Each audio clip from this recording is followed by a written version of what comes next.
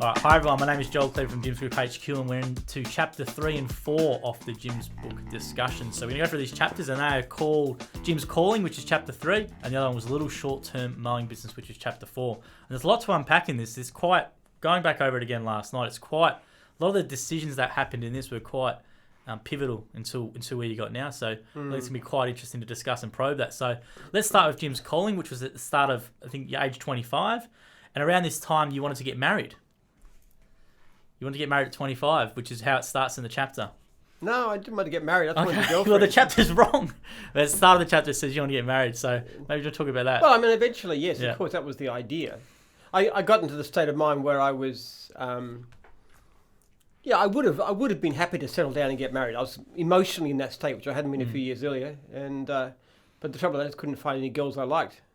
So I thought having a car might help me with the dating scene, so to speak. Which is quite a common thinking of most young men, to get a nice car to get the girl. So what car did you get? Well, not a nice car in this case. It was a Kingswood, so it was it was a pretty ordinary second-hand car.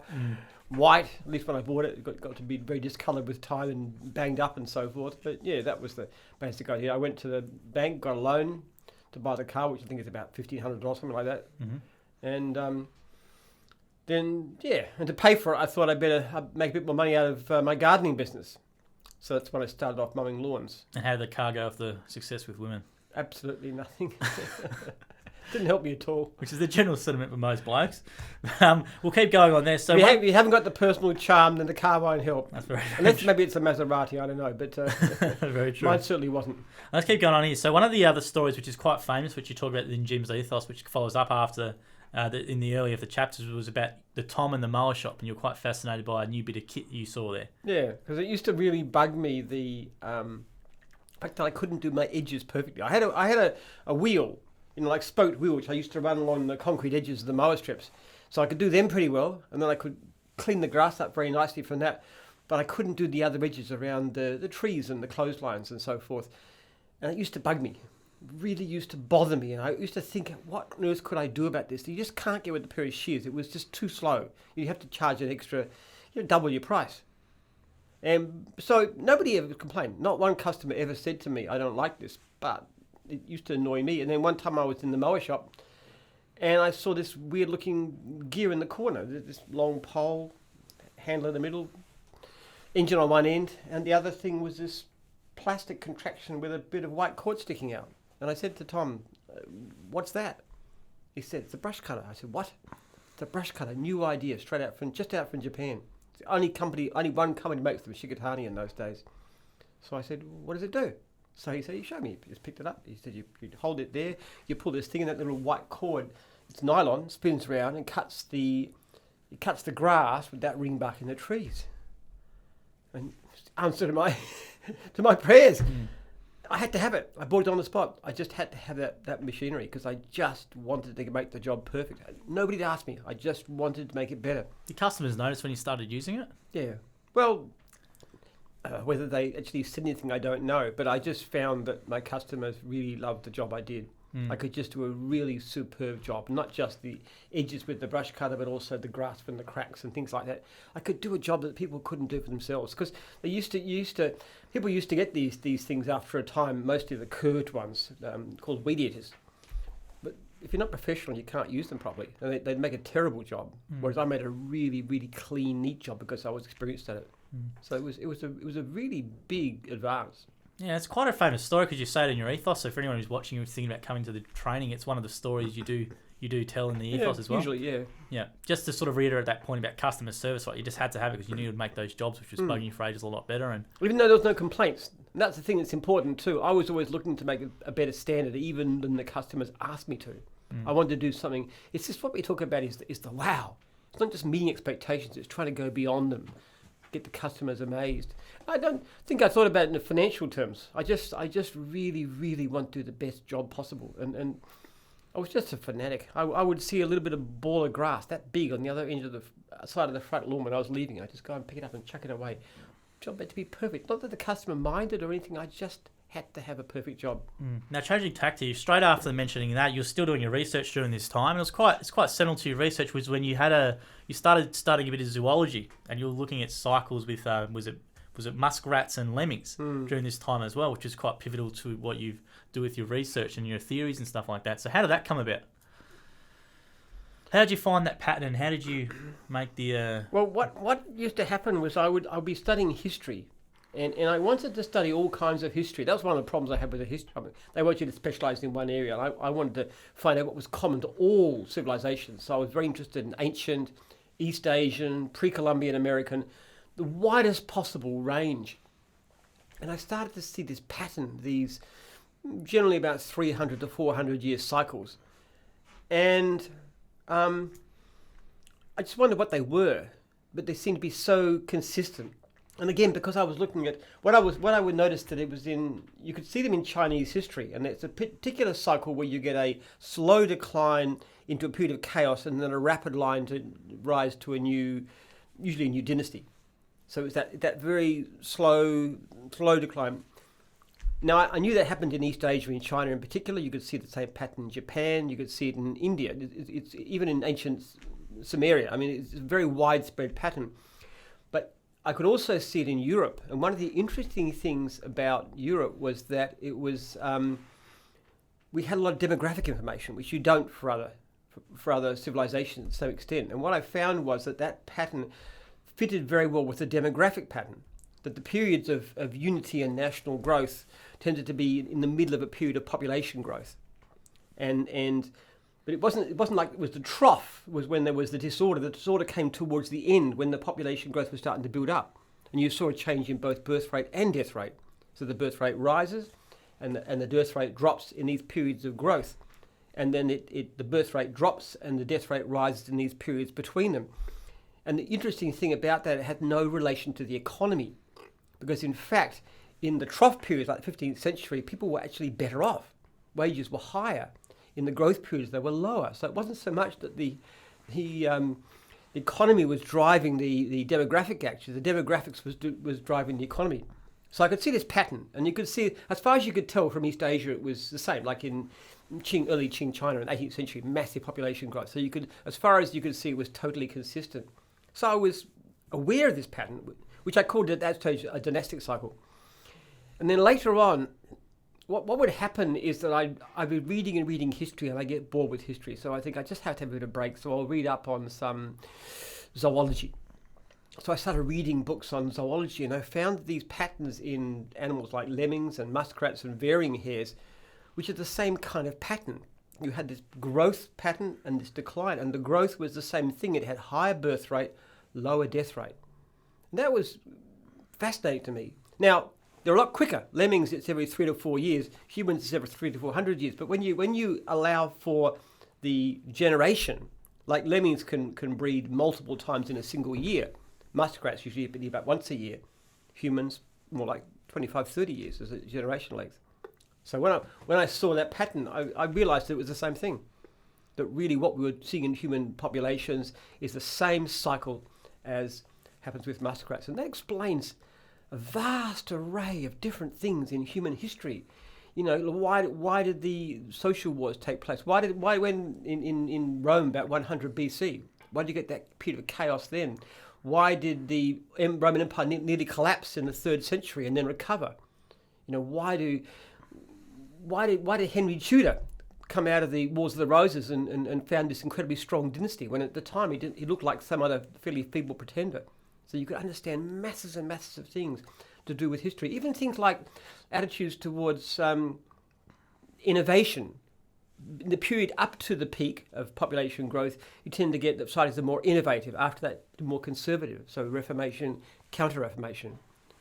Renaissance is often a period that's applied to those areas where people are very open in their thinking. So you could see a whole stack of different patterns associated with this historical cycle. And it seemed to be so similar to what happened in animals. Yeah, how important was that finding then for you? Was it something that just confirms what you were thinking more? Or was it something, how important was that finding off that? Because it's a pretty, I don't know if it's a random coincidence, but it's a pretty powerful thing that to find that in animals as well, something you were theorising with humans. Well, it was very important, but I always had a sense in the back of my mind that somehow humans just have something to do with biology. Right. It was It was only one of the things that I came across, but that was one of the crucial thing. I mean, lemming cycle theory is really nice because it's so statistical. You can even look at, there's variations in the length of the cycles that they actually vary quite consistently. In times of civilization advance, they tend to be shorter. When there's civilization breakdown, they extend. But they also do it in a very precise way, which is very consistent. Do you think your theory would have been as strong if you never stumbled across that with the animals? Well, I couldn't have worked it out. Right. I wouldn't know what they meant or what they were. I'd still be looking at it. It's because it's a biological pattern that it's obviously there. But the point about these things really is it's not so much that, in a sense, to me, it's a blindingly obvious pattern. I mean, I really can't comprehend how anybody could not see this. But one of the reasons for that is because people tend to be very specialised, and zoologists don't study, Chinese history, and they don't study English demography. Even people who understand English history or European don't know much about East Asian history. So they don't see the similarities between all these different things, because I had this kind of mind that was too restless to stay in one area, which is what an academic should do. That I noticed all these connections. You sort of told that, aren't you? To sort of specialise and just know one thing rather than have a bit of an oversight over everything and see how things work together. It's very much against the academic mainstream, which of course is why I could never get a job in academia, because I don't do things the way you're supposed to do them. Well, I want to move on now to something next, which was quite important to you who you are now. It was in 1979. It says in there you became a Christian and you had a transformational experience, which made you one. Do you remember what that transformational experience was at all? I suppose leading up to it, there's a sense of spiritual emptiness. I was not a believer. I didn't think there was a God, but I felt somehow emotionally drawn to it. And then I just simply got to know some young Christians at university. It was just a random event, walking through the Christian Union on one day in a union in the orientation week. I just got chatting to them. You just randomly start talking to people, and it went from there. And then I went away on this retreat, and as far as God spoke to me. I mean, that's all I could say. And I kind of switched sides. So very suddenly. You switched the bad hand to the not. We'll get you back one day. Because you were involved in the union, weren't you? So you were involved in was it the Christian Union or something? Yeah, I joined the committee and I was organising things and so forth pretty quickly. And I went up to Belgrave Heights and was we did a show for the children of the Right. evangelical conference, which was a sort of a teaching show, but it was a lot of fun. And then also went on an evangelistic coffee shop. Right. Where you go up to the beach and you actually try and talk to people who just come in off the street. How'd that go? Well, it was. I'm not particularly good at it. I'm not much of an evangelist actually, but it was an incredible experience. You have this. You're with people that are very spiritual and very alive, and you'd be praying, and prayer would lead into a song, and before you knew it, you were dancing. It was just incredibly joyous experience. It's kind of like I was only single after I became a Christian for about less than 2 years, but in that period it was this amazing time.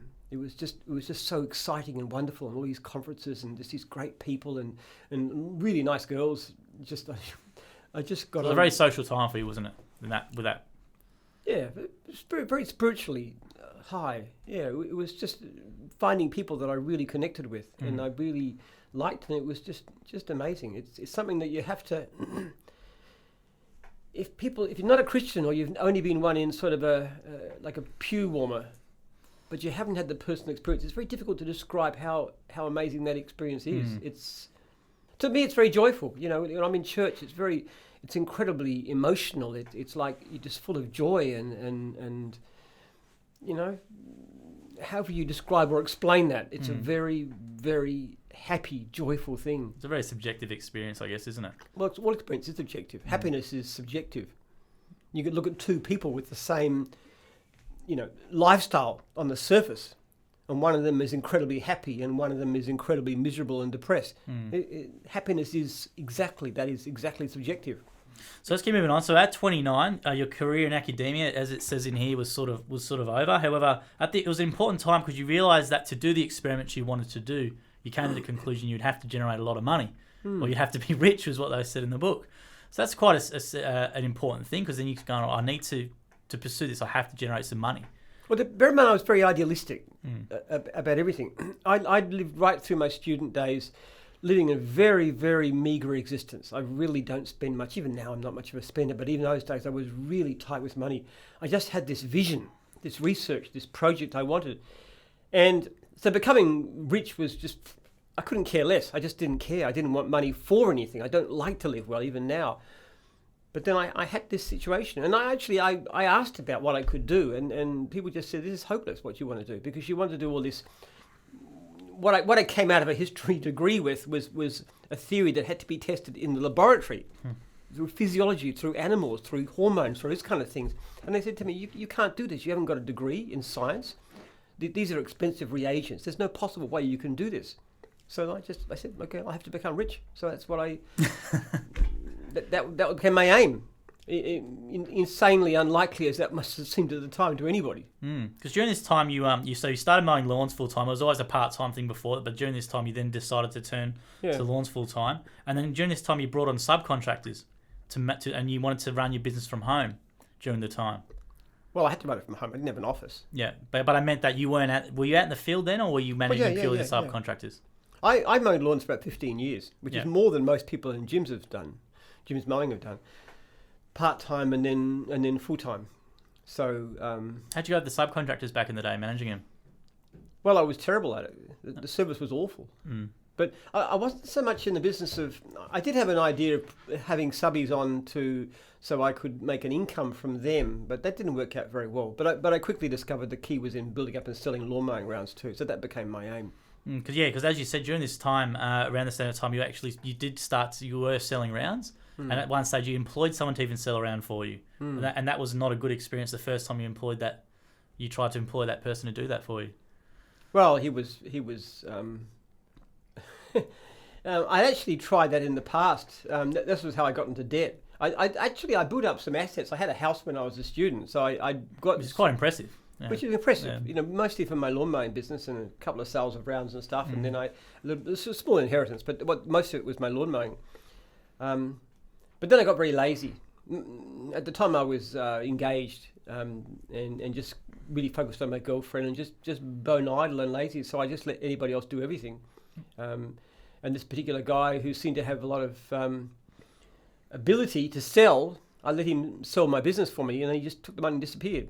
So you had no recourse to get it back of him? Just disappeared? Couldn't find him. Wow. And I had no money to chase him anyway. Yeah. What are I going to get a PI? And even if I can, what's the hope of that? I just lost it all. I blew it. And because what I'd done is been borrowing money to stay afloat. So I kind of through my parents. So I went from a very big positive to a very big negative, all within the space of about a year. Just lost focus. I got very lazy. I just used to sit around in my beanbag and read science fiction and pine for my fiance, and I just completely lost it. But something that motivated you around that time was getting married, because you got married at the age of 30, and in here you say that was quite impactful in your life. That changed a lot of things about you, and you sort of got moving a bit that way. That was the difference. I was married. I had to support a wife because she was a student, so she wasn't able to work or anything. So I really didn't have any choice.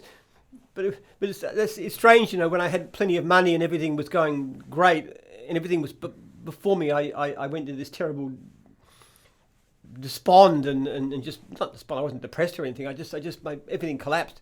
And then when I had absolutely nothing, and I had a wife to support, I did well. And it's just the psychology. The psychology is behind every success.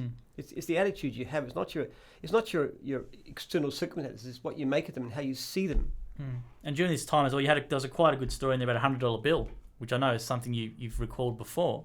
There's a $100 bill story when you had no money and they undercharged you $100. This was because this was only a few weeks after I started, and I was really desperately behind the pump. I had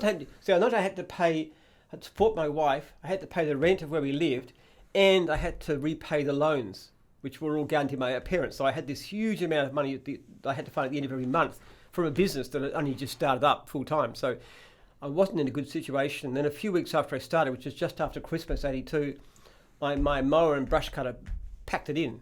So I had no equipment. I just had the trailer. So I went to a shop, which was the only one vacant. We're just selling these things between Christmas and New Year. And I went in and they were really busy. And I got the mower and the brush cutter. The guy gave me the prices to add them up, and I paid the money. And as I walked out, I was working out in my head, and I realized that he'd undercharged me by $100, which is a lot of money in those days. You know, it's equivalent of, I don't know, $300 or $400 now. This is back at 82. And I maybe walk out of the store, and I realized this happened, but I thought, I need this money too bad. This is such a huge amount of money at that present time. It's $100. So I actually drove to my first job, which was a fair way away. And I got the mower out, actually put it on the nature strip to start doing the first job. And I thought, God doesn't want me to do this. He doesn't want me to do it. I can't comprehend how I can even pay the money that I haven't really got, but I have to give it back. So I loaded my stuff back and I drove back, and I walked in and I gave this guy the money, the manager who was there. And he was very appreciative. He said, look, thanks, that would have come out of my salary. He just added up the figures wrong. And I thought, well, my goodness, all right. I don't know how, but somehow if I do the right thing, by God, he'll look after me. I couldn't imagine how. I really couldn't, because I was working flat out. And that same afternoon, I was talking to a guy who was in the business of, had something to do with office machines and so forth. Now, I did not tell him about my financial situation. I did not ask him for help. And I don't even know why he did this, but what he said is, I'll do some leaflet for you. And not only offered to do it, but he actually told me how much he would do, how many he would do. And the value of that offer was exactly $100.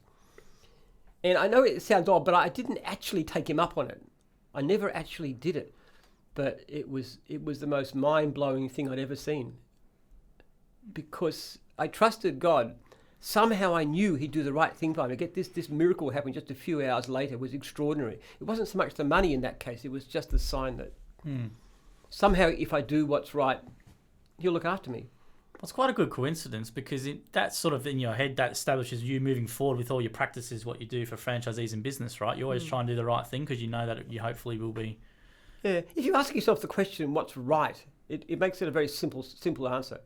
See, if you try and balance that kind of thing up, just say, do I give it back, and I'll lose my reputation, whatever. But if you know what's right, what's wrong, it's simple, you give it back. And that's happened many times since then. And it's really odd.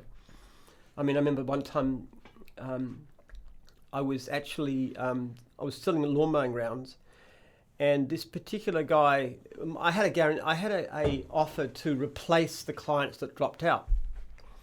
And there's this particular guy I sold the business to, and some of the clients dropped out, but then some of the replacement clients dropped out. And he said to me, that's not very fair. And I said, but that's the agreement we made. It's to replace the clients that drop out from the initial, but not to replace the replacement clients. So nothing he could do about it. He felt bad about it, but he couldn't. And I just thought about it, and I thought, well, okay, legally speaking, I'm correct, but it's not right. So I actually rang them up and said, look, okay, here's some clients to replace those that dropped out. Again, it was a decision that looked foolish at the time, but what I used to do then was I put that into my guarantee. I said, I'm going to have to do it anyway. I might as well actually say I'm going to do it. And I had this policy then of making sure that every single thing that I did for those people who bought lawn mowing grounds off me was absolutely what they wanted. And as a result of that, I became incredibly good at selling lawn mowing grounds. Well, that was one of the things that worked. So, and that was the basis for the franchise too. I used to have a little bit of card, white card with the black texture, name and phone number. And every time a person bought a lawn mower, I put it on and then I would, if anybody's interested in a lawn mowing ground, I'd say bring one of those guys. And they'd usually bring somebody with a local number, because people had no mobiles in those days. It was an incredible breakthrough, but the origin of it was doing something out of a sense of right and wrong. And how did you go? So every month you obviously would have been under a lot of stress at that time, because you obviously started with, you had all these loans, you had did you just make the payments every month that you need to make, or how was it?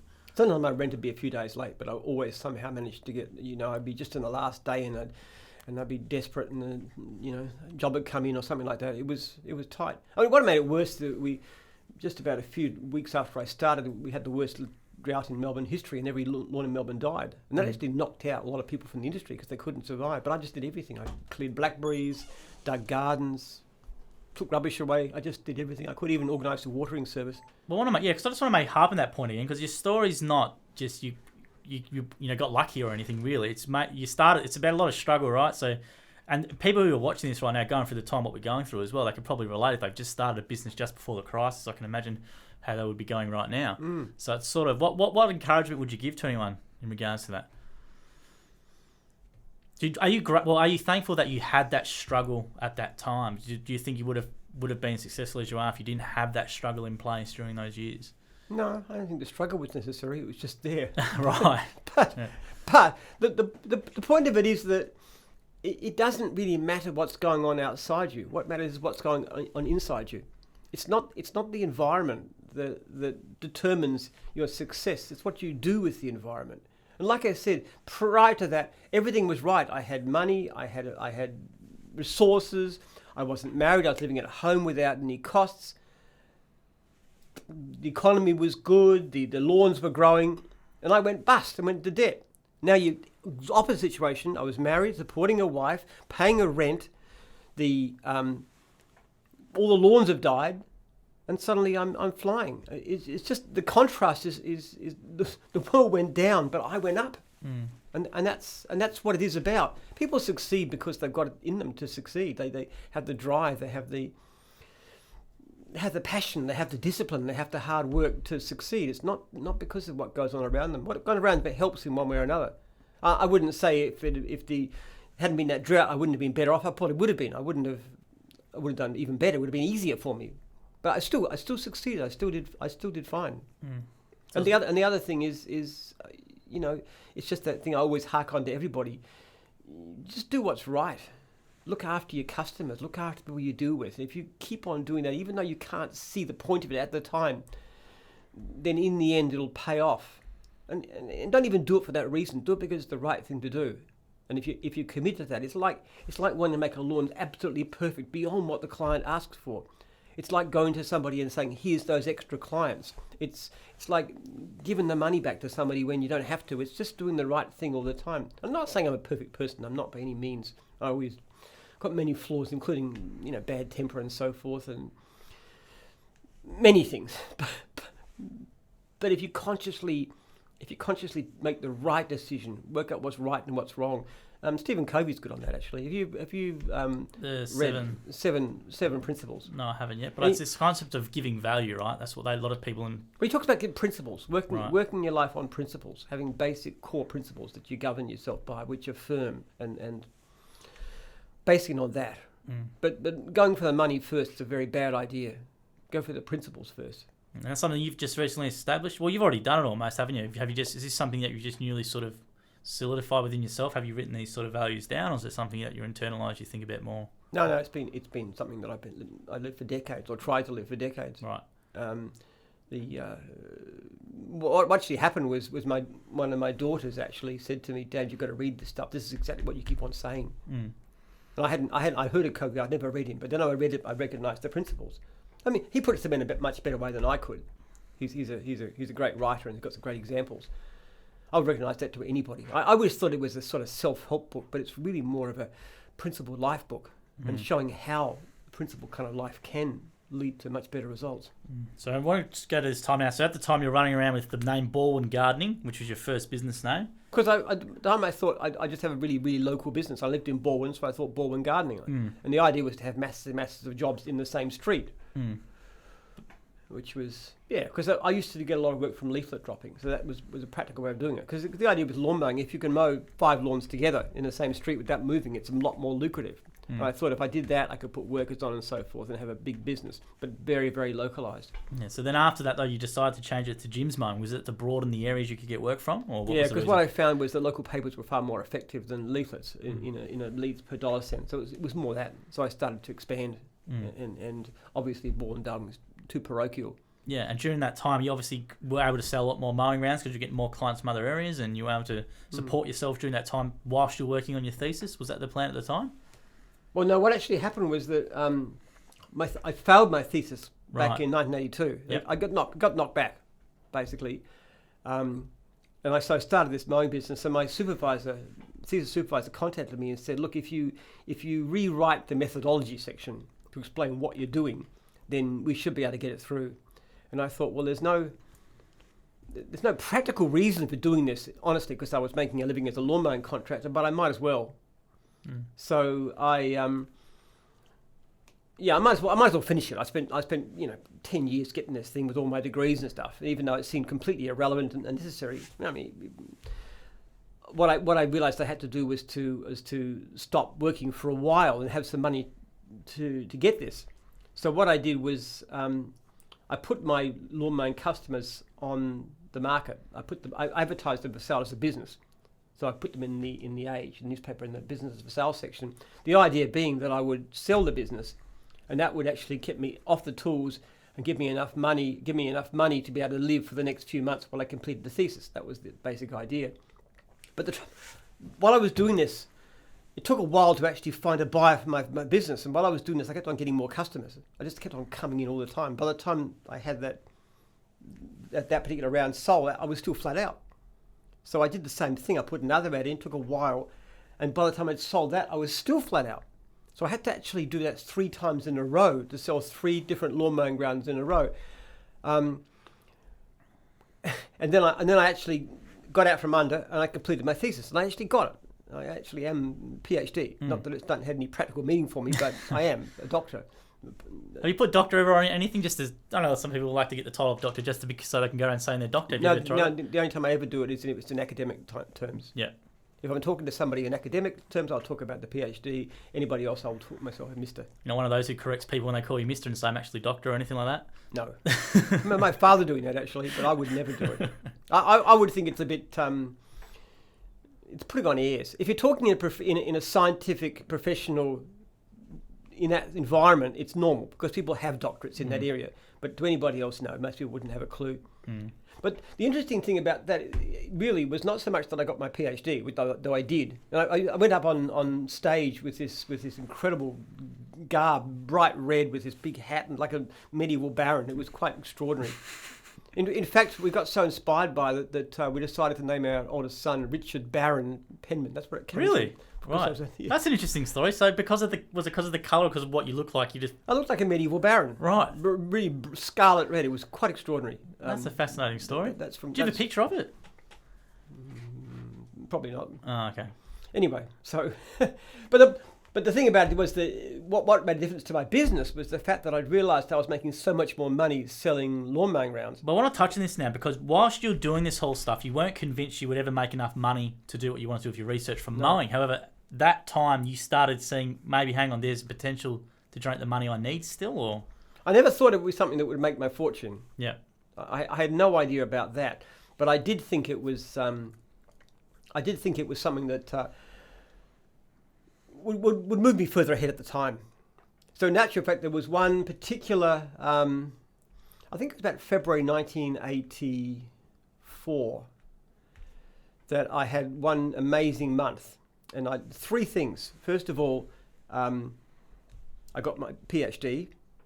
Second thing, even more important, but I actually paid off my debts.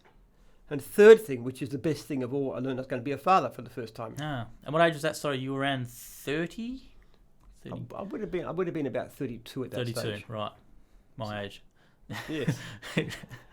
Well, you're a lot better off than I was in that age. No. Financially speaking, you have to be. I was just, but I mean, when I say I was out of debt, means I was zero. Yeah. I didn't own a house or anything extravagant like that.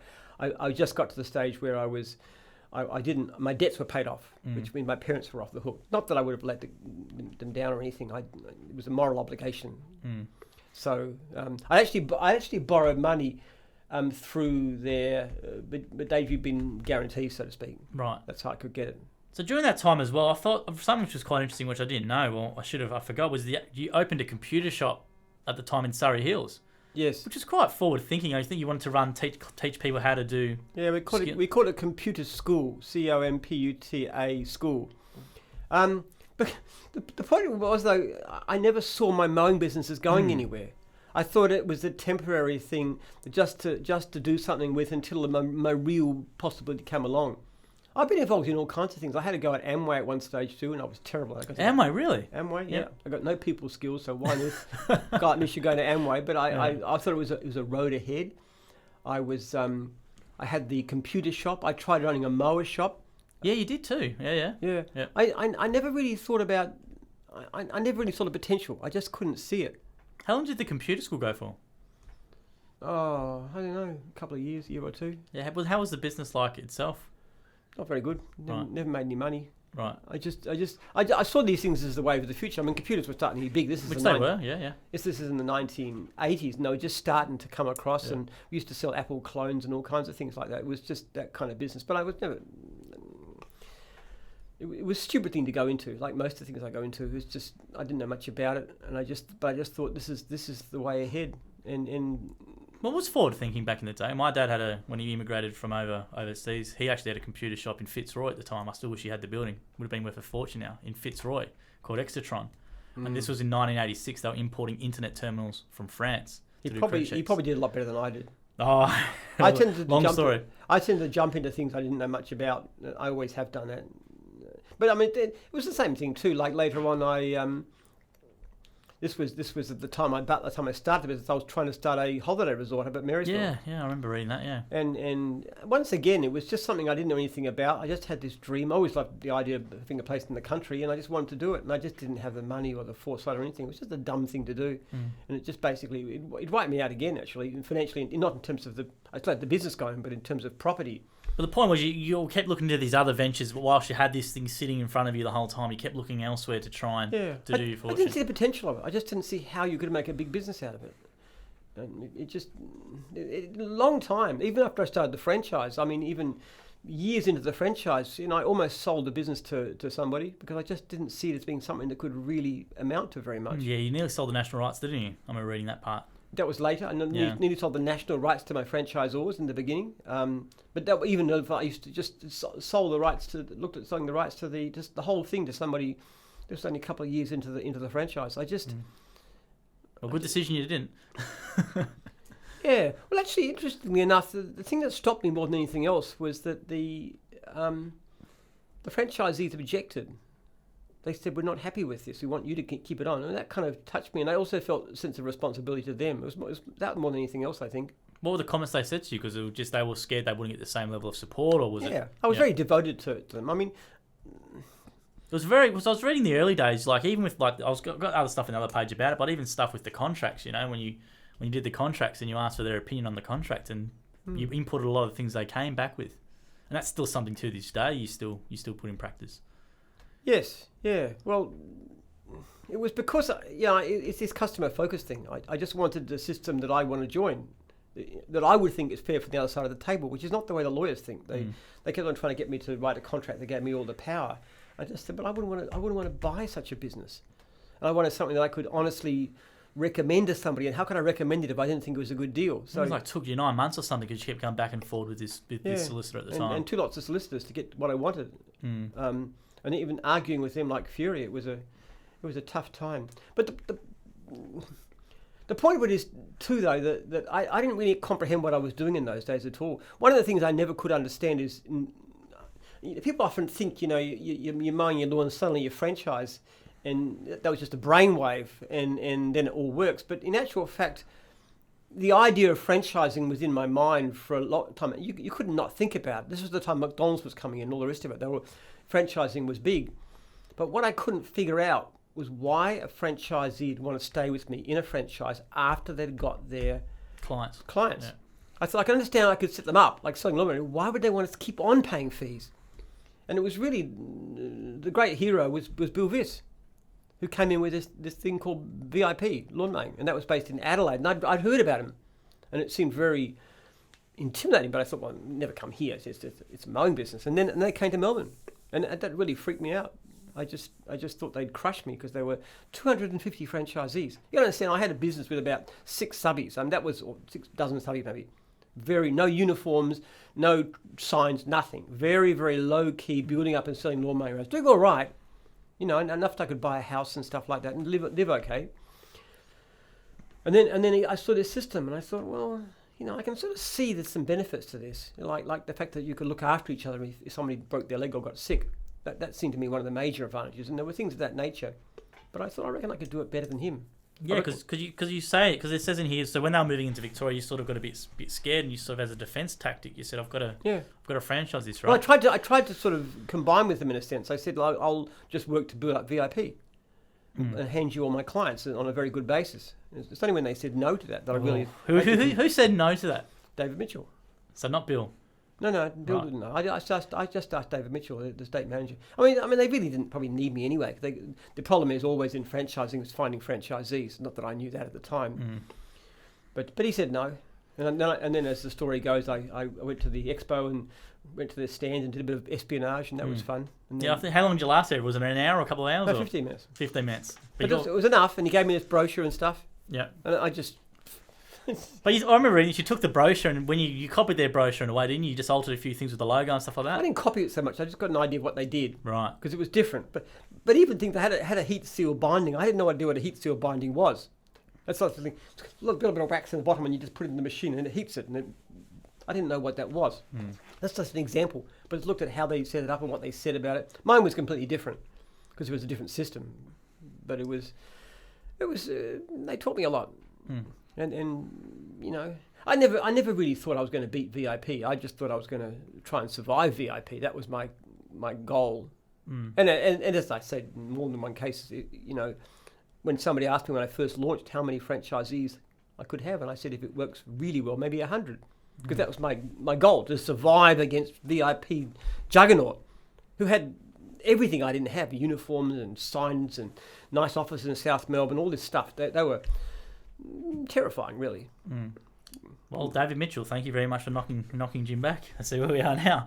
So during this time as well, you came up with the concept of selling by not selling, which I think is quite pivotal, because you had a book which was selling, but the title was for selling by not selling. Now it's every customer a fan, but which is basically all based on transparency and honesty, and that's what you decided was going to be your approach to selling. Because as you admit, you're not a good salesman, but you started when people would call you. Well, that comes much earlier than this. This was well before the franchise. This is when I was selling lawn mowing rounds. Yep. And finding it very difficult to sell, because I'm not a natural salesperson. I've actually tried selling, knocking on doors, selling encyclopedias. I was terrible at it. I don't have very good people skills. I'm very introverted, so it was extremely difficult and painful for me to sell, and I was very bad at it. And I used to like employed somebody to sell my businesses for me, like I had in the old days when I lost all my money. That was the same thing that happened then. But then I was asking everybody, how do you learn how to sell? How do you sell? What's the principle? Nobody could really tell me what to do, except you have to do it yourself. You can't get somebody else to do it for you. I just couldn't get any answers to that. And then I went to see this guy in my church who was in the advertising business. He was a partner in the advertising firm, because I thought I might need an advertising agent to help me find more work efficiently.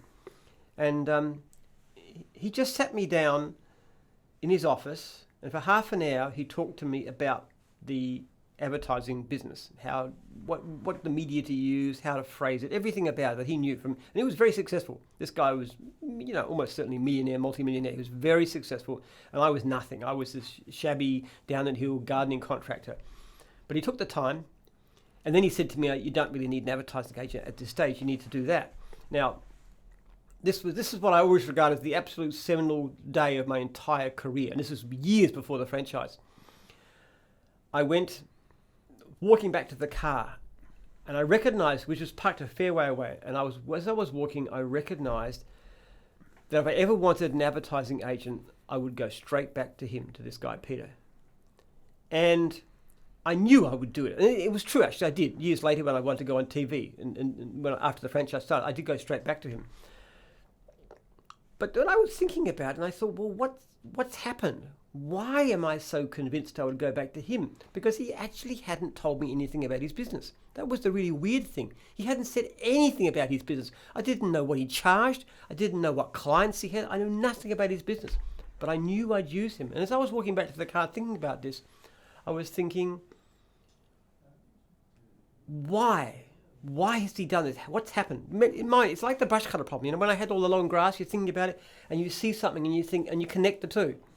So in my mind, there was this problem: how do you sell? And then I realized, as I was walking back to the car, that the only concern he had was my welfare and the welfare of my business. And because of that, he completely sold me on his business. So I just remember reaching the car, which was unlocked, and it was a filthy old car. Nobody, you might drag it away, but nobody would ever steal it. And I thought, I wonder if this can work for selling lawn mowing rounds. So the next time somebody rang me about a lawn mowing business, instead of telling them about my business, I asked them a question. I can remember that first question I asked. Tell me, do you know what the cut of a lawn mowing round means? Now, I knew a cut is each job done once. If you've got 50 clients worth $60 each, that's a $3,000 cut. And from that, you can figure out the income and so forth, extras. And it's a standard formula that you use to price lawn mowing rounds. We still do it, actually.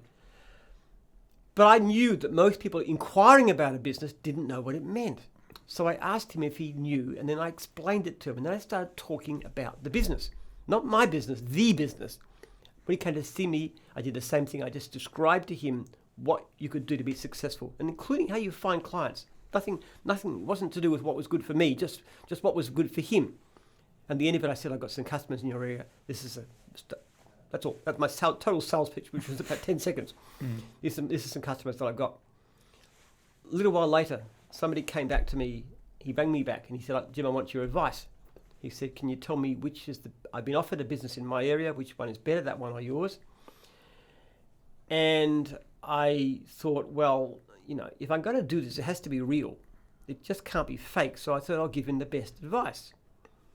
So I asked him the obvious questions that anybody would know to ask. I said, how many customers? What's the cut? How far apart are they? How long has he had it for? What's he going to do? Why is he getting out? Just obvious questions like that. And I used that to value the business, knowing, for example, that I would replace clients and he wouldn't, and so forth, those kinds of things. But then I said to him, look, that's a better business, buy that one.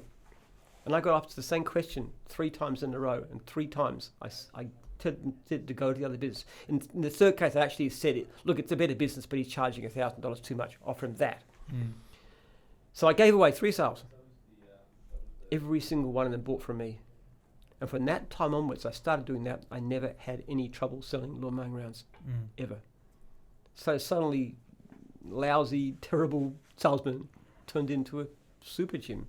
And that's when I started using this thing with the cards and so forth. And I just did everything possible I could to make these people raving fans. But for you as well, it would have been a lot more comfortable doing that. You're coming from a place of value, or you're almost like they're asking you advice. You're just giving advice for free, no expectation of anything back. It is comfortable, actually. Yeah. It is comfortable. It's actually a lot easier to do than being a salesman, because you're actually genuinely looking for the person there is, the person there is. It's This is the Gary Vee type of stuff. So Gary Vee, obviously, he's all about giving value, and then at the end, you don't have to have a sales pitch, but you might, if you like what I do, you can use my services and that's it. But it's all about giving as much value online as possible. And then if you do want to use one of his businesses or whatever, you know where to go. Well, we do it all the time in gyms too. It's a common practice now. Like, for example, if you can look on our website, you'll see all this useful stuff. I mean, all these secrets are there. All these books will tell you all about how I did it, exactly the principles that I used, everything. All the videos, we do it every week now. Weekly Ask Jim. Ask Jim, you can ask him anything you want, which we have. And I answer everything. There's nothing that's hidden. I give the full, complete advice. And you give genuine value. But actually, it works incredibly well, because it's by giving good value to people that they want to deal with you. And it may be that 99 people actually go out and do it, and one person actually says, well, hang on, I'd like to be part of this. I think you're ahead of the curve, because that concept now is quite common. Obviously, they say always that now, but before there was never been. It's like formalised in a way now. But probably back then, let's say the late 80s, that's something was quite ahead of the curve. Yeah, but it was based on a couple of things. It was based on the fact that I'm introverted, very poor salesman, so I wasn't able to do the normal sales pitch type of thing, and it's also to do with my sense of ethics. I mean, I really feel incapable of lying, mostly because I'm so socially awkward that lying requires social skills I don't have. So I had to tell the truth. So you kind of, in a way, I used my handicaps to adopt a way of doing things that turned to be quite good. And as you said, it was probably the most significant business It's event. far more significant than the decision to franchise, which was almost obvious in a sense at the time. The decision to actually look to the interests of the person I was dealing with was the core of the idea behind gyms. In other words, I wasn't going to sell something I didn't believe in. I had to make it a great system.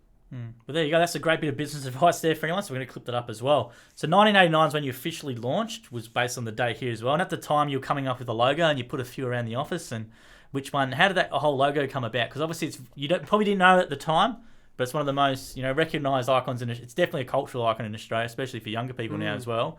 But did you have any idea at the time how? No. I had no comprehension about this thing, actually. The way it rose is when I used to put leaflets out, I put my photo on the leaflet because I just found it got a better response. When you want a franchise, you've got to have a logo. Well, you can't put a photo on uniforms. If I could have, I probably would have, but you can't. So I just got someone to draw it up. It's not this version here. It's the... Yeah, it's not. Yeah, I know the version you're talking about. There's another version. I know the one you're talking about. Yeah. It looks a bit different. Yeah, I know the one you're talking about. We've got it on Instagram, I think. So the older version, I just had it. It was just a photograph that was taken at the time, and I had to put some lettering behind it, and it was kind of like. So I picked a few versions of lettering that I thought were okay, and just stuck them around the office to my staff who were answering phones, and just said, "Which one do you prefer?"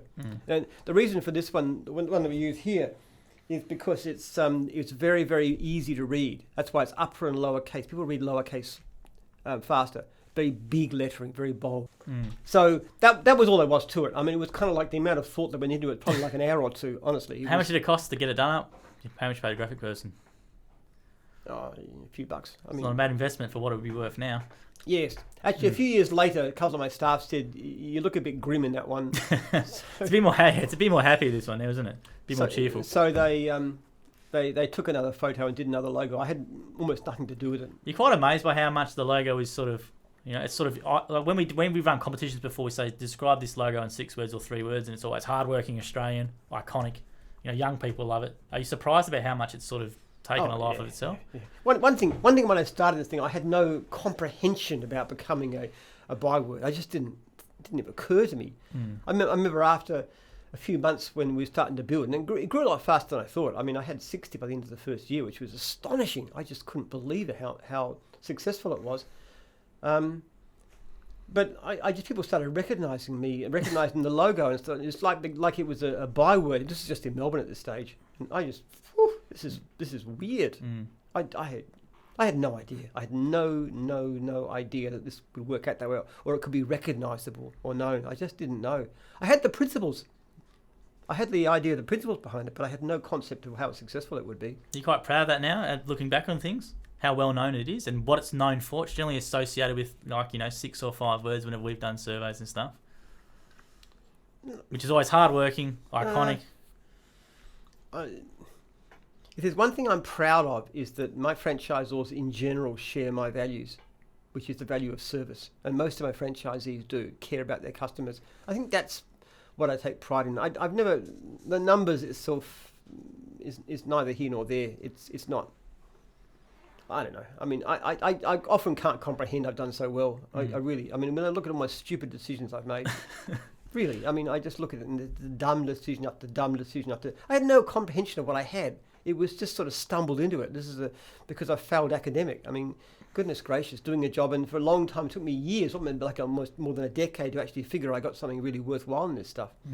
I just. And then trying some different ventures and things like my holiday resort, all kinds of stuff, all the dumb things I printed my money on. I don't know. I mean, I just, sometimes it just flabbergasts me that I've ever succeeded at all. But I think it's the power of basic principles. Even if you're dumb in so many ways, if your principles are right, somehow you can survive them. But also you had a lot of tenacity, like you kept going, you never stopped. Yes. My wife says I'm like one of those... those plastic things that you've got a weight in the middle and you knock them over and they swing back. I'm just like that. I just don't, nothing discourages me. No matter how much has happened, I just pick myself up and get going. Like that, like when I was just married, when I started the business, I just did it. I just didn't allow myself to think I'd done stupid things, but I'm not going to do it anymore. And I'm going to work hard. And I just did. And I just kept on going and I wouldn't give up. I can't give up. I'm almost incapable of giving up. One thing I find fascinating about that time was a lot of people these days, or it would go into the trap. They always blame something else for their misfortune, whether it could have been the drought, which you could have blamed. However, you didn't do it, which I found, which is quite not the normal, I would say. The biggest difference between those who succeed and those who don't is if you don't succeed, you'll blame something else, someone else. If you do succeed, you put it on yourself. You say, what can I do better? No matter what happens, what do I need to do? It's my responsibility. I will take. Because reading through this, you never blamed anything, and that's what I found quite going through it again, which stood out for me. And I know you know pretty well from doing all this stuff with you, but you never blamed anyone else. It's always yourself where you've always looked to. Well, the guy who pinched all my money and just disappeared, I mean, you could blame him if you like, but who was the real fool? Me, for letting myself in that situation, for being so lazy. I allowed myself to be ripped off by... What do you think as a society more recently we're becoming more like that, blaming everyone else for their misfortunes or something? I think so. I think it's a trend today. I do notice it amongst my franchisees, particularly the ones that you get a franchisee with a great franchisee like 4.9 star rating and make a mistake and he'll really feel bad about it. He said, look, I shouldn't have done that. I'll never do it again. And look at it and full ownership. I mean, this is a great guy. He just makes a slip up once in a year. And you get somebody else who makes time after time after time does the wrong thing. Oh no, it's the client's fault. It's the system's fault. It's your fault. It's my franchisor's fault. It won't change. And that's why that first person is good and that second person is poor. And we have a word for them. We call them leads in gyms. People who just won't listen. And they're not the stupidest. They're people who just say, blame somebody else. I'm not going to change because I'm not the problem. You're the problem. You're the problem. You're the problem. Gym's the problem. Client's the problem. Everybody's the problem except me. I think it's quite an important thing to point out because it's not just if anyone likes reading books, let's say it's Musk or these really entrepreneurs who've made it really well. I've never ever read one thing where they've blamed someone else for their misfortunes or for their struggles at the time. Everyone has struggles to make it where they are. It's always about, I could have done this better, I should have done this better, I won't do this again. So now I want to move on as well. During that time as well, you came up with I think it's quite an impressive thing, which goes understated a bit, is the trailer design. Now the Jim's Mowing trailer design is quite iconic, but the actual way it's designed, like back in the day, as you said, the trailer at the time, you put it into the main part of the body of the trailer, whereas you didn't want to do that. You want to have a cage and close to the tow bar. Because when I was mowing lawns, and bear in mind I had subbies and stuff, so there were trails going around the place. I wanted a better system, and if you put the mower and your brush cutter into the back of the trailer, there's not much room for rubbish, and rubbish is a big factor because the more rubbish you can fit in. A lot of green waste, all that sort of stuff, yeah. Yeah, you can make more money. You don't have to go to the tip so often. It's much better. You don't want to disentangle the trailer. So what I actually did was to put a little shelf originally across the drawbar of the trailer. It was a bigger trailer by the time, and I started putting sides on the trailer too. So I put sides on the trailer, and I put a little plate across the drawbar. And then when I found out that actually made it, when you turned the trailer, it banged the edge of the plate, and then you have to tie the mower onto that, which is still better at the back. So then I made the drawbar longer, so that it wouldn't do that. And then what we would do then is we would extend the plate to the width of the trailer, so you could put two mowers in there, and then instead of tying them down, I put a little rim around the outside. And more recently, we put a cage round. But all this was basically to do with the way I used to mow lawns. And I wanted something. I also would have the mesh at the front and the back. And the reason for that is because it's very hard to back a trailer if you can't see through it. And also you've got wind resistance issues. So even though from an advertising point of view, it was a trailer that was really specifically designed to be a very practical way of mowing lawns. And the interesting thing about the VIP trailer was that it was the grossly unpractical way you could possibly do, because they actually meant you had to put the grass, all the mower stuff went in the back, and you had to put the grass on the roof of the trailer. Now, if you ever tried lifting a heavy, wet load of grass and try and lift it like up to that height, that's horrible. So it was and also it was completely boxed in, front and rear. Now that was good for advertising. You have a big VIP sign at the back. But to my mind, it was a lousy trailer to drive. So an interesting thing about it was that it was my design that was actually used by the independents. You never saw an independent driving a VIP style trailer. But in fact, the guy who used to make our trailers, half of them were for independents because it was the best design. It was recognized as being the best design. So that's what I always think about it. Not so much marketing first, but what's my franchisee's interest first. Did you ever think about patenting, like doing a patent on the design back in the day? No, it never occurred to me. Ah. I don't think you could patent a thing like that. Okay. Well, you could have. Maybe you could have. But I'm just trying to think now. So did you used to draw these things up, or how did you go and design it with the bloke who made the trailer? No, I wouldn't draw it up. I just say I just describe it. I said make the drawbar longer and extend this thing and put a rim around it. It was just discussions with the trailer manufacturers we used. Did you do it a couple of times, or was it something over time and just keep building? No, we gradually changed it. Yeah. It started off with the plate, and then it started off with making the drawbar longer, and then extending the plate, and then putting the edges around, and then putting the cage on top. I mean, it was one thing after another, just gradually trying it. And later on we did things, which is after the franchise, we put the trailer boxes on the side, so you put the brush cutters and other equipment in there, so you leave the back completely open for rubbish. It was just it was an ongoing process. But that's why we do the same thing with dog wash too. It's everything we do is designed. You look at something like a Blue Wheelers, with the dog. It's a big dog head for anyone who's watching and listening. Yeah, it looks fantastic. It's incredibly great looking design. It's great from a marketing point of view, but it's an appalling system to actually wash dogs in. So to me, the comfort, the convenience of the person doing the job is number one. Once you've got that worked out, you can figure out the marketing and the signage and everything else. But everything else is secondary to the person who's actually doing that job. So what we do with the dog wash trailer is it's a constant iteration. It's going to this and they're saying, okay, what do you need to change? And we get feedback all the time. Like making the hole bigger so that it drains quicker. More fur, the fur for them. Yeah, and also making it, just the time it takes to drain it out is quite important. Yeah. You can save yourself 30 seconds. That's 30 seconds more you've got time to work. Making it easy to clean, for example. And then we usually had electric heat water. We put the gas heater in, and then we put air conditioning in when they wanted it up north. So time after time we just changed the design. So all the trailers work the same way. Constant feedback from the users. What's best for you? And marketing, image is always secondary. First interest to the person who's doing the job. And the recent reiteration of the new trailer is the solar retrofits and stuff that's happening. Yes. People can charge battery-powered equipment if they're going that route with the trailer. That's right, because with battery-powered things, it's a recharging spot. You don't want to carry 20 batteries around with you. Battery around, but this is a way of charging it on the spot. And again, what we did with this, as we do with everything else, we actually did a prototype design and then give it to somebody to go out in the field and use it all day, and then trial it and see what the problems are, and then get the feedback on it. This is all very new now, of course, but it's the same principle, looking to the person who's actually doing the job and what's best for them. And I think that's a powerful thing. It's the same thing with Jim's Jobs, which we're working on right now. And Jim's Jobs is a long-term issue, but it's constant feedback. While we're developing this thing, we're getting feedback all the time, and it's very easy for people to get to us. So any objection they have, any bug, any problem, anything they want done, information flows back in, and we look at it, and we work to fix those and bring those in.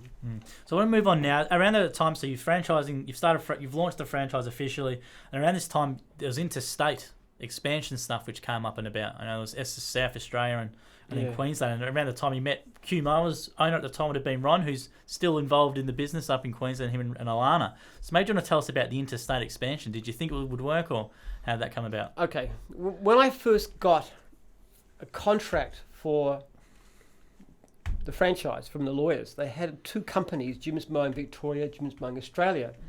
And I said, what on earth did you put that in for? And they said, well, that's in case you want to go interstate. And I said, don't be stupid. This is a mowing business. That was my actual comment. I had no comprehension that would go anywhere except Melbourne. Honestly, never thought about it, never crossed my mind. But it was unexpectedly successful. And what happened is that people started coming to me to want to go interstate or join interstate. It was that kind of inquiries coming. People were hearing about this and they wanted to join in. And so, actually the first person was really, in my mind, was Phil Maunder. He was he was a franchisee in Northcote.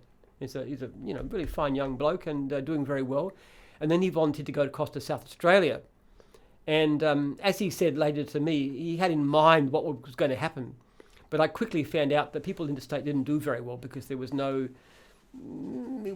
just wasn't the support. I could give them leads and I could talk to them, but there was no meetings or anything like that, so they mostly seemed to fail. So I actually rang up Phil one day and I said to him, would you like to take the regional franchise rights for South Australia? And he said, yeah, I'd be interested. How much? I said, 10 grand. Pay me off. Very, very, very, very cheap for anyone who knows how much regions are now. Yeah. Yes, it was an incredibly great deal for him. He's now multi-millionaire too, which I'm very proud of. Yeah. Even though he's not with us any longer. Yeah. He's actually he's founded a rival. I know. We won't go into it, but I've met him before. He's a nice man. Yeah, he's a good guy, and actually I learned a lot from him in the early days. And then you had Calvin and Ron Sadowski, who were running Q Mowers, which is the original mower supplier, and they started to see the potential. So they made a deal where Ron took the Queensland rights, and I think he paid a bit more for it. Though actually, it was 75, wasn't it? I think it was 75,000. Yeah, 75 grand. 75,000. What I didn't realise is that he and Phil were in cahoots, and they actually had a share in each other's business. But it doesn't matter. I mean, anyway. But he went up to Queensland, and he started doing well too. And shortly after, he had the rights to Queensland, and shortly after that, he sold the rights to the Gold Coast for 95,000. This is insane. I've just sold you 75 for the whole state. You're selling the Gold Coast alone for 95,000. And I almost rang up Steve, the guy, and said, "Listen, you're really paying too much for this thing. It's just out of proportion." But fortunately, from his point of view, I didn't dissuade him because that business is now worth huge amount of money. It's actually been split into 3 different regions and so forth. So he had a beautiful lifestyle. Had a nice. That'd be a fantastic one up there, up in he had a nice house on one of those those canals or something. Canals, yeah. I remember I stayed with him once. I went to see did you? Yeah. I think they're in Brisbane still, aren't they? Or they're not on the Gold Coast, are they? No, this is Ron Sadowski. This is Steve who bought the Gold Coast area. Okay, yeah. But it was actually, but then again, nobody realised at the time how successful it could be. Maybe people like Ron and Phil did. I don't know. I never asked them, but they certainly were happy to jump on board. And it was kind of like it was more that Sydney was started off by one of my franchisees in Victoria. That was Richard Serui, and then later he sold out to Peter Hanson, who was actually working for me as a manager in the office. In fact, the only states that didn't start out that way was Tasmania and West Australia, that came from the outside. Now, at the time before, so this was the concept of the franchisor was sort of born around this time, right? You had state managers before that didn't do too well, was it? No, I didn't know state managers, right? Because we weren't really outside the state in those days. So how did this concept of a franchisor then come about? When you said state rights, what was the actual intention? Was that when they... Well, it was because I recognised that it wasn't working very well when it got beyond. See, when it was just around me, it was really good, very personal. Everybody would come to me. We'd have meetings in my lounge room, just a circle of chairs, and then a second circle as it got bigger. And that was great, and everybody was excited and positive. And but then the further we got from Melbourne, the less well it worked. Well, even east of Melbourne, and interstate was the worst of all. And I just figured out you needed somebody more local to look after them. I didn't know exactly what. I didn't really understand how important meetings were, for example. I think that was one of the main lacks. But and so it just, I almost gave them away. They were so cheap in the beginning because I just didn't think that, I didn't see I just didn't see the upside, the potential in all these things. But I just figured you needed somebody closer to hand. And how long did it take you to sort of up the price in the regions after that? Was it after the Queensland one with Ron, or...? Well, most of them already sold by that time, you see. Right. I mean, probably Sydney, New South Wales was sold for about 60 grand. It wasn't much. What a very good investment that was. Multi-millions of dollars now, yes. But saying that, they, at the time there was still a little bit of risk, or there would have been a bit of risk, I guess, for them. Had to move into state, had to have a crack, had to back a new. I wasn't really ever focused on getting the most money for them. I just wanted somebody good to make it work, look after my franchisees properly. That was my biggest thing. I want my franchisees to be cared for in the way that I did. And so, Ron's still there? Ron's still up there in Queensland? Ron is still there, had his 30 years anniversary. Yeah, 30 years strong. And Peter's still there as well, even though he came second with that region, but he's still around. Yeah. Peter and Chris. Yeah, I am taking immense pride in the people that started with me and have done so well. Franchisors, many franchisees too. I think I probably take more pride in that than I do in the fact that I've done well, which obviously I have. I was going to say, I was reading the book, and sometimes, I know it was a very warts and all tale in the book, but sometimes, I'm not saying I get defensive for you, but some of the comments from people, when I know how well they've done out of gyms, I found it quite, I found it quite, not saying I'm grateful, but I thought it was quite, a lot of people have done quite well out of gyms, and then you read some of the things, and it was a bit, Look, it's natural to think that you're the person that did it all. It's your own effort, and the gym did nothing for me and didn't give much support and stuff like that. But that's quite a common idea. But I don't think people recognise how much we do. Yeah, I think that, and that's what kept coming back from me as well. You know, you have people who have made multi-million-dollar business through a lot of their effort on their own, but it's not a. Obviously, they did good things. They wouldn't have achieved that level of success. Absolutely. But at the same time, sometimes people don't recognise that. But I don't really mind. I mean, I don't require gratitude. I just require people to look after my franchisees. And I get very, I don't know, if somebody says to me, you've done nothing for me and so forth, I'm not happy about it, but at the same time, it doesn't devastate me. But when my franchisees say I'm not getting looked after and people aren't calling me back, or I get very upset, it's just, it's an emotional thing. Definitely. So let's keep moving on here. So during the time as well, do you remember how you used to manage work back in the day and distribute jobs? I remember reading about margarine containers, and then you had eventually upgraded to pages, which you thought was cutting edge technology at the time, and you gave pages to everyone. Then in 1990, you developed, or you had the idea to come up with FMS. Maybe do you want to talk about that process of technology and your transition from the margarine slips, putting your slips in here? And it wasn't so much one thing; it was just a series of but they're pretty close together. Like it was pretty. You went from that slip system to pages, and then you had FMS. Yeah, it was, but that FMS is just the name we called it. Yeah. It was more of a steady process from, doing things like, for example, we used to take the job and then we put it into a little, like a lunch box with dividers, so it could go towards a certain franchise. Then we had a blackboard, which was actually black, where you wrote up, every franchise would ring an ear to say how much work they needed, and they have a list of what suburbs they were down for, this kind of thing. And they would ring up every day to do that, and you would update the board on the work requirements. They had to ring up, and then we'd ring up and we'd give them the jobs. Yeah. And then we got the paging system, and so originally somebody had to actually, and I asked the franchisees to, if they wanted to get a paging system, which was interesting because VIP actually just imposed the paging system on the guys and gave them a charge, and they had this massive revolt and all these problems. I actually asked my guy whether they wanted to get pages, and they said yes. So it was a very different way of approaching things, and it was quite successful because then they could get jobs in the field on that day, and then we figured out that you could actually put the jobs in, instead of having to ring up the paging company. You could actually put them in the computer and have them automatically paged. That was a giant leap, because you might have 4 or 5 people working in the office and only one person was actually taking the calls. So it was very, very costly. So gradually, bit by bit, we automated the process until we have the system now where franchises go online and they can put down for work electronically, and then a job comes in and just automatically goes to the right person. But it was step by step. It's quite a one-off, like revolutionary, because I remember reading the process of how you did it and then hearing all the terminology, like you can update your blackboard, which is your work requirements now, and you can go through there. And that was quite that process of back in the day when you did it. Then all the stuff that we have now was developed from that margarine containers, from the slips, and you basically just systemized it and made it into a system. It's obviously a lot more advanced than what it was now. There's territory rights and all that sort of stuff. But I thought it was quite interesting seeing the manual process of the project and how it's automated. Yeah, and it's highly systemized. Well, at the beginning, we actually got somebody called James, the young bloke, James, to actually come up with his idea. He came up with it, and he was the one that was telling me you could do this, we could do this, we could do this. Eventually, I hired my own IT person, which was Stuart, who's still with us. He is still with us. Yep. How long's that? 25, 26 years. Must be something like that. Something like that. It's a while, yeah. That's for sure. I couldn't ever let him make him redundant because he cost me a fortune. I was going to say, yeah, he's with us for life. Yeah. But what a character. He is, yeah. Good character. And he knows the system inside He out. absolutely does, yeah. And actually, until very recently, I had 3 people working for me still who were actually with me from the time when June's was a single, not very big office. Was that in the Bayswater one, or was that a one before that? That was before that. Before that. In East Burwood, yeah. And two of them since resigned and gone to other things, but weren't fired. No, they weren't, no.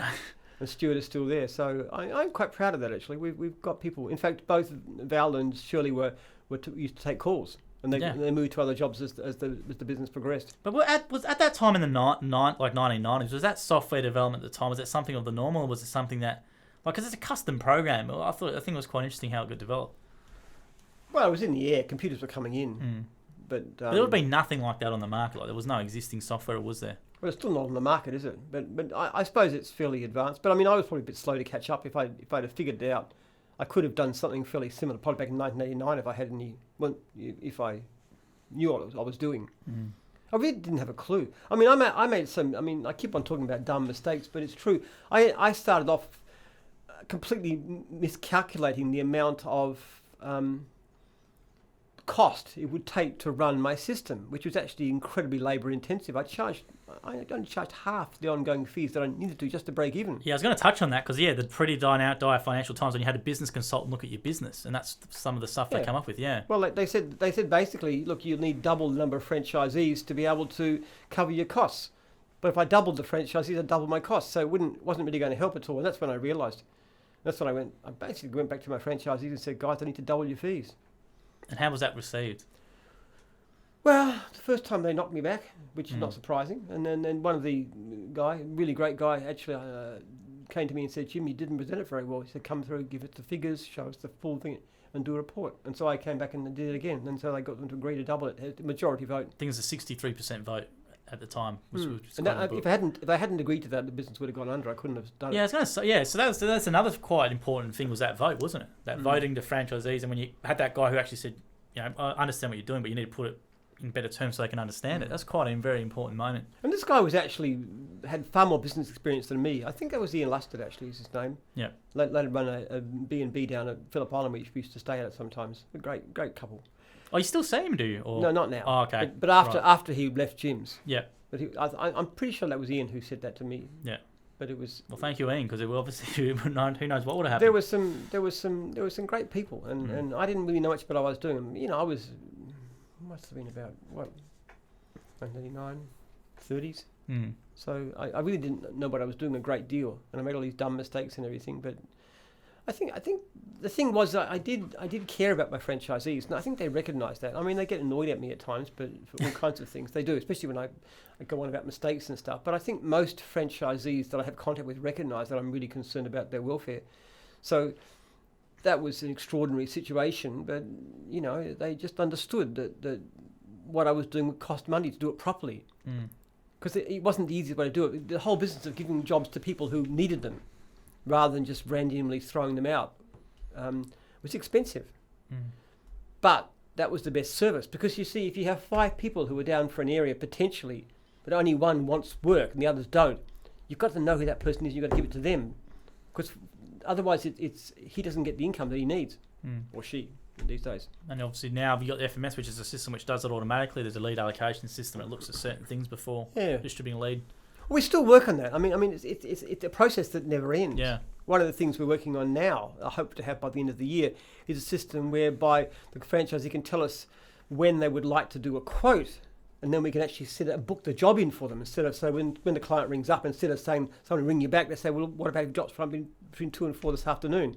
And the franchisee lets us know that he has availability to quote in those times. I think that's the next step, because you can do a lot of stuff online with that. And it just keeps on. It just keeps on going. IT is endless, but that was very important. I mean, financially speaking, it was a really, really close run thing at the beginning.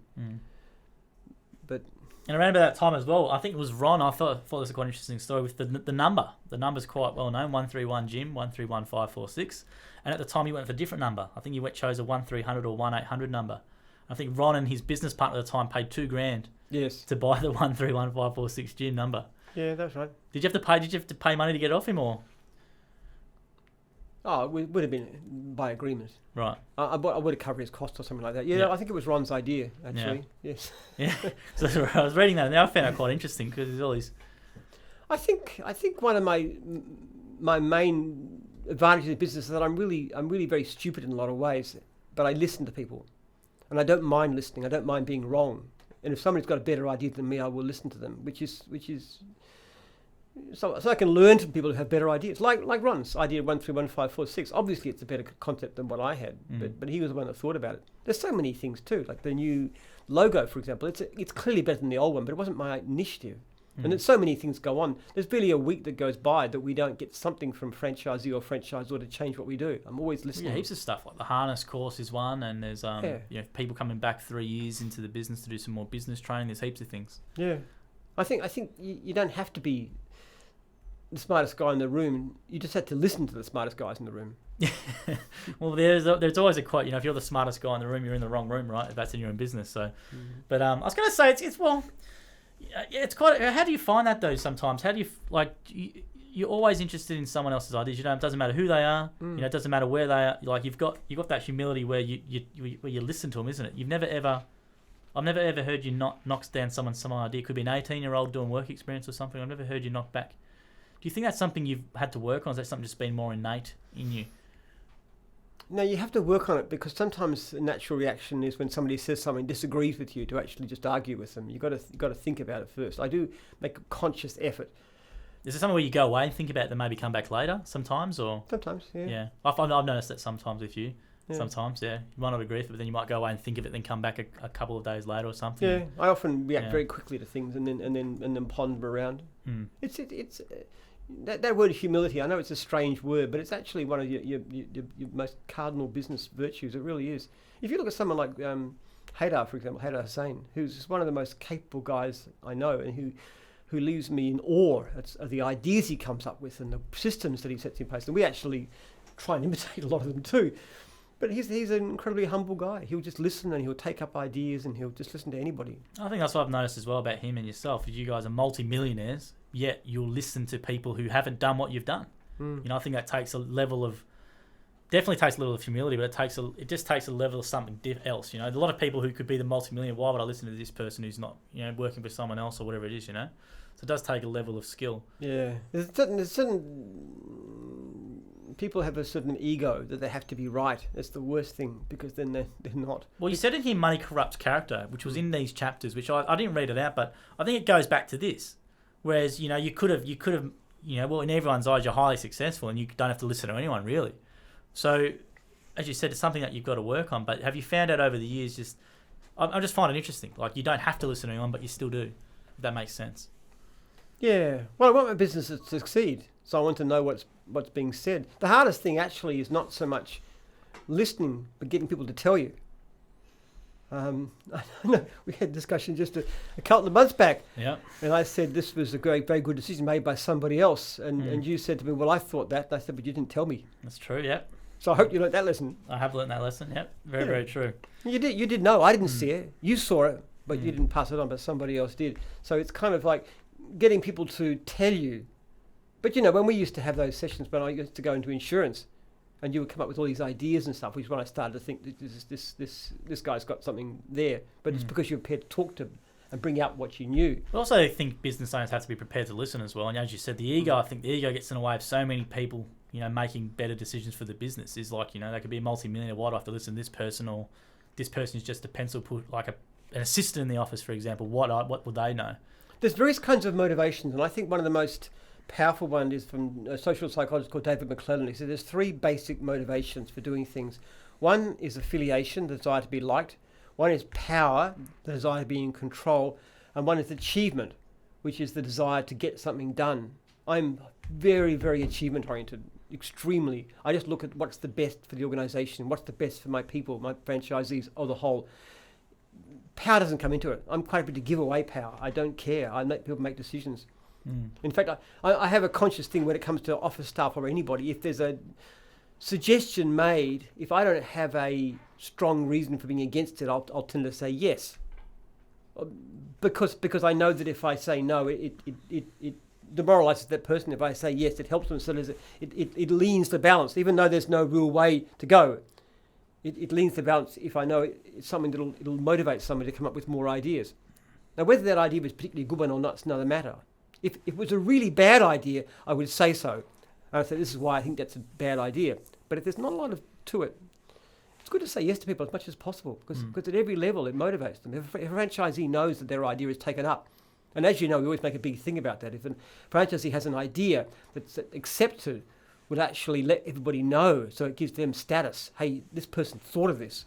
Yeah, and I think it's important for people to be heard as well, especially in a franchise organisation. It's not just one-way communication coming from... Because that tells everybody. It tells, like when that Dean Henderson came up with that idea about automatically updating, taking unserviced leave. He told everybody about it, which is not only, from his sake, recognising what he achieved, his suggestion, which was basically a throwaway suggestion, just in a line in an email, but also tells everybody else, hey, here's someone who spoke out and was listened to. Yeah, I don't think organisations do enough of that stuff, you know. I think one of the things, and I often think it's very odd that I spend so much of my time talking to franchisees, often by email, and rather than doing CEO type stuff, but I actually find that it seems to work the best because I get the widest range of I'm easily accessible because I'm not doing a lot most of the time. I'm not involved in typical CEO stuff.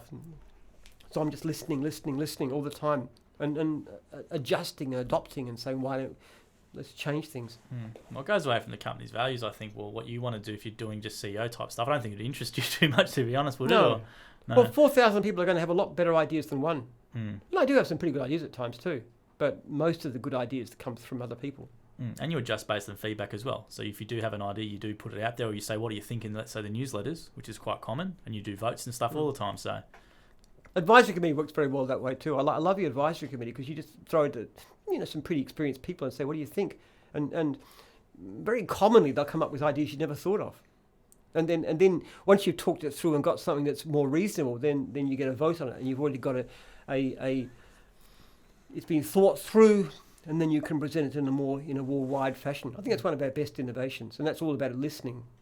And having things like our clauses that allow franchisors and franchisees to veto changes to their own manuals. I think that's been a very positive outcome. Well, we do run votes all the time, don't we? There's always votes in the newsletter or franchisor newsletter which go. Yeah. And it's always accepted. It's never really changed after that, is it? Well, I like it too, because when somebody objects to something, policy, I say, well, that's actually a decision by the advisory committee. It's in the manual. If you want to change it, go to the advisory committee, which is a lot easier for them to try and persuade me to change my mind. Very true. So I want to touch on something just before we end that one up there as well, was the something you had in the time, which was during the drought. So we'll go back to the drought time. You had an act of God clause, which you had to invoke during the drought. And you said it was one of the most horrible things in your business career that you ever had to do. Do you maybe just touch on that a little bit? Well, that was because of the sort of the income guarantee thing. The income guarantee, sorry, yes. The income, at that time. And I just had to, but it was horrifying. I just felt so bad. It was a terrible drought. There's no question it was justified in a sense, but I just felt I was betraying people. I've never done such a thing ever since. I just felt so bad about it. But you removed it, didn't you? You removed it after that. Removed it, yeah. I said I'm never going to be in a situation where I need to do that ever again. But did you need that? But you needed to do that was just because to keep the company going. You had to. Yeah, I wouldn't have survived otherwise. Yeah. Okay, so we'll leave it there, Jim. So thanks for this. That was the first. That was the two chapters 3 and 4 as well. So we'll do some more as well. But some great feedback, some great business stuff. So hopefully people take that. I want to clip up that thing about value, where you said about the value of how you give all that sort of stuff. I think that's a really important message for people to get to know. So if you've got any suggestions for anyone, please leave them in the comments. Podcast as well, which is the Jim's Cast. Leave us a rating review. Then every Wednesday night at 7 o'clock we do Ask Jim, which is the concept of giving value on a live platform. So if you want to ask Jim anything, which we do answer, we had a heap. We always get a heap of questions. So I never refuse to answer anything. That's true, even the bad ones. There's sometimes they are, but it's always about giving value. So I think it's quite pertinent to discuss that today with what we do now moving forward with the content. So thanks guys for watching and listening, and please make sure you leave a rating, review, or share if possible.